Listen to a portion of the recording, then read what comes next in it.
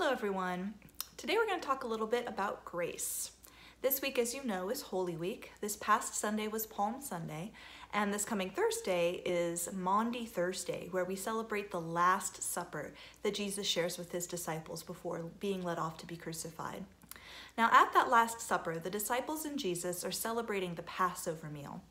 And Passover in and of itself is a story of grace, but that's not the story that we're going to talk about today. We're going to talk about Peter. Peter was one of Jesus's disciples, and after the Last Supper where he, breaks the bread and he lifts up the cup and he says, "This is my body that will be broken for you, and this is my blood that will be poured out for you and for many." After that Last Supper, he's having a conversation with the disciples, and I'm going to read to you what that conversation is. This is from Matthew chapter 26, starting at verse 31. It says, "Then Jesus told them, 'This very night you will all fall away on account of me. For it is written, I will strike the shepherd, and the sheep of the flock will be scattered. But after I have risen, I will go ahead of you into Galilee.' Peter replied, 'Even if all fall away on account of you, I never will.'"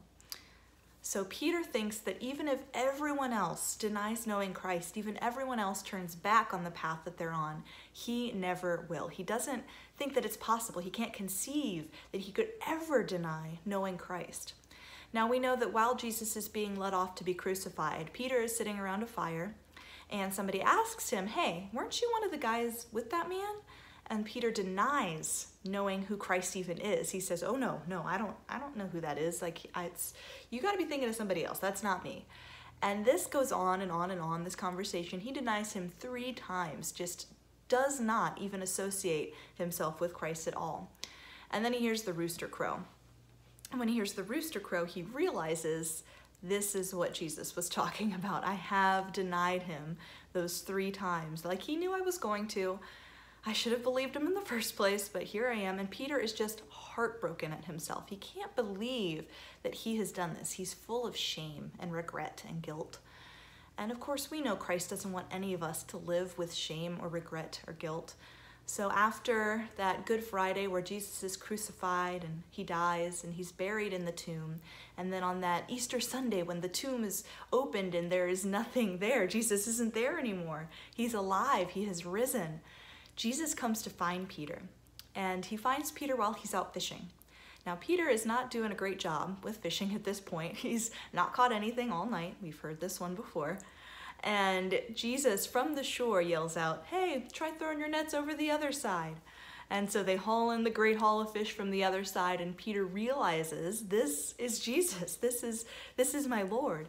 And so he jumps out of the boat and he runs through the water to get to the shore to be where Jesus is. And Jesus has cooked him some breakfast. So they sit down, they have some breakfast, and then they have a conversation. So I'm going to read you what that conversation is. This is from John chapter 21, and I'm going to start in verse 15.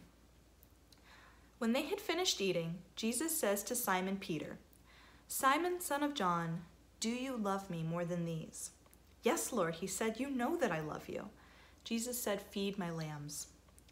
Again Jesus said, "Simon, son of John, do you love me?" He answered, "Yes, Lord, you know that I love you."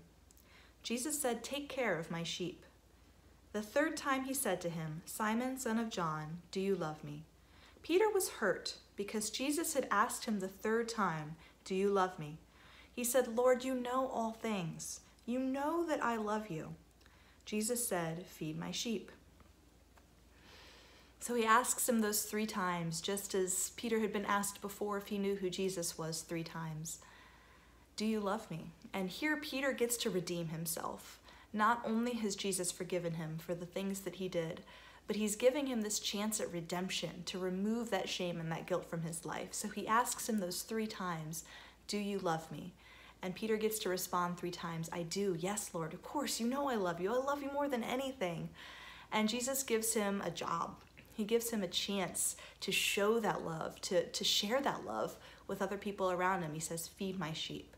Now we know Peter goes on to be the rock of the church. So Jesus has plans for him, just like he has plans for all of us. God never wants you to sit in shame. God doesn't want you to feel bad.